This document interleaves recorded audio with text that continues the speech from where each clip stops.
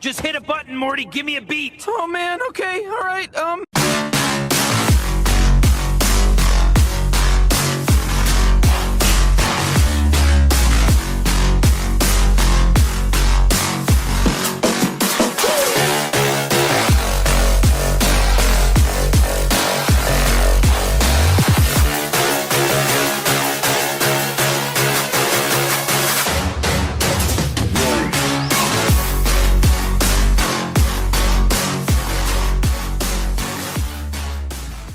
Welcome to a new vlog. This is Tailor-Made CrossFit. My name's Sam. I make videos about CrossFit. I do what it says on the tin. This weekend we saw the Granite Games.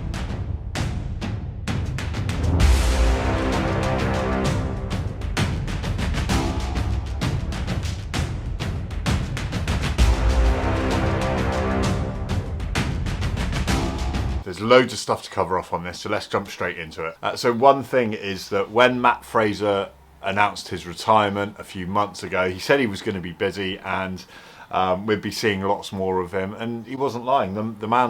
He's busy. At the Granite Games on Saturday and Sunday, he was hosting open community workouts and fun challenges. Dave Castro popped along to take part in one of the morning workouts. Where are you, Matt? 10 seconds. Classic.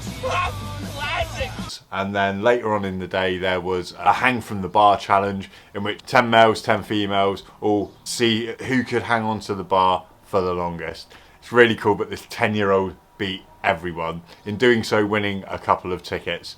Apparently she only took up CrossFit because Matt Fraser was one of her idols. So that's a cute little story, isn't it?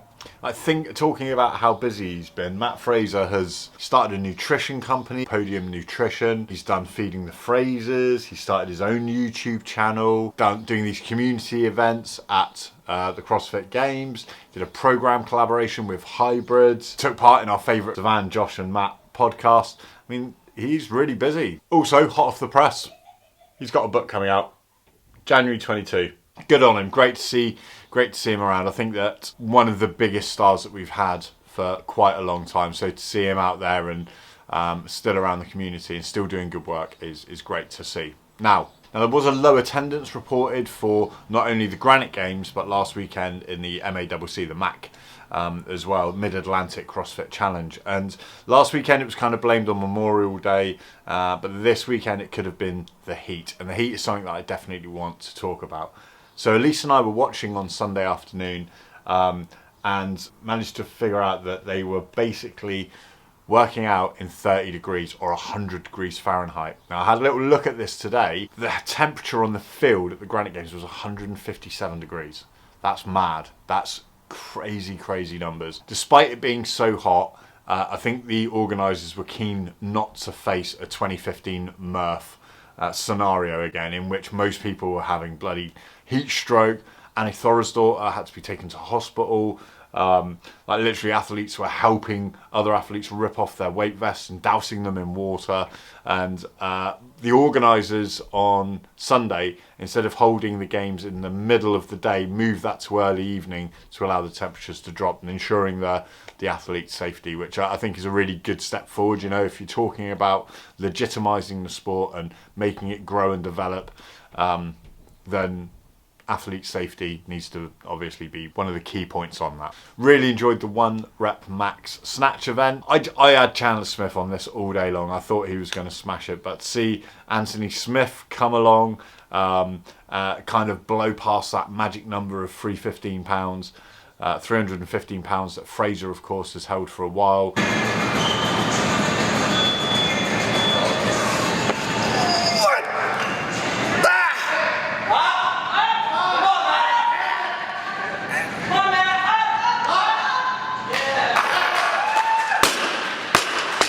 To boost that up to 340, to get to 340, what seemed relatively comfortable, man, that was impressive as hell.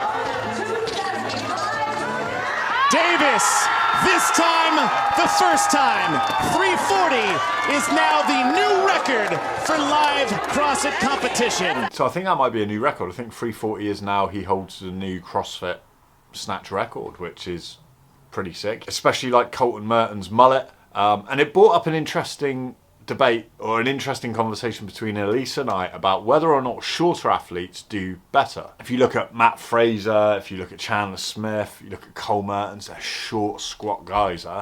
It'd be interesting to know whether or not there's a correlation between shorter levers and performance at the games. Just thinking out loud now, obviously there's taller athletes. You've got people like Brent Fikowski, and there are a few 6-footers who are usually at the games as well. So maybe not, but yeah, Colton Mertens is tinier. I'm not sure how tall he is. I may Google it, but yeah, he's a small lad. I especially like the commentator's description of him as being Michael Douglas in Big Trouble in Little China. If you haven't seen it, were you even born in the 80s? What's going on?